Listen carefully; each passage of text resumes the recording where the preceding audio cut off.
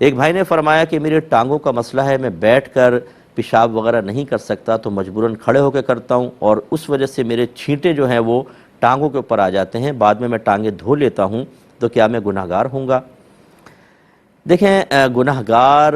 تو اس صورت میں آپ نہیں ہوں گے کہ جب کہ اس کے علاوہ کوئی چارہ نہ ہو، تو پھر تو ایک مجبوری کی صورت ہے کہ ایسا ہی کرنا ہے، اور پھر تھوڑے بہت چھینٹے آ جائیں اس کو آپ دھو لیں۔ لیکن اگر اس کے متبادل صورتیں موجود ہیں جو آپ ذرا بھی معلوم کریں گے تو آپ کو اچھی طریقے سے پتہ چل جائے گا، تو پھر اس صورت میں ٹانگیں اگر آلودہ ہوئیں تو یہ عذاب قبر کا سبب بن سکتی ہیں۔ نبی کریم صلی اللہ علیہ وسلم نے ارشاد فرمایا، استنزہوا من البول فإن عامۃ عذاب القبر منہ،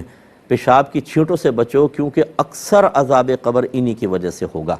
اس میں یہ ہو سکتا ہے کہ آپ کو ایسا برتن لے لیں کہ جس میں آپ پیشاب کریں کہ وہ پھیلے ہی نہیں، بوتل ٹائپ کوئی ہو، کوئی لوٹا ہو، اس کے اندر وہ پیشاب کے لیے مخصوص کر لیں، اس میں آپ کریں تو وہ پھیلے گا ہی نہیں، وہ آپ کے ٹانگوں میں نہیں آئے گا، اس کو پھر پھینک دیں، اس کو دھو لیں اور مطلب آپ استنجا کر لیں۔ تو لیکن آپ جب کھڑے ہو کر کریں گے اور پھر وہ چھینٹے ویٹے پڑنے کا آپ جو جیسے اندیشہ ظاہر کر رہے ہیں، اس وقت ناپاکی ہوگی۔ لہٰذا حتی الامکان متبادل ذرائع اختیار کرنا آپ پر اس صورت میں واجب ہے جبکہ ایسے میسر ہوں اور آپ اس میں پیشاب کی چھینٹوں سے بچ سکتے ہوں، پھر تو آپ کے لیے رعایت نہیں ہے، اور اگر کچھ بھی ایسا نہیں ہے تو پھر اللہ تعالیٰ معاف فرمانے والا ہے۔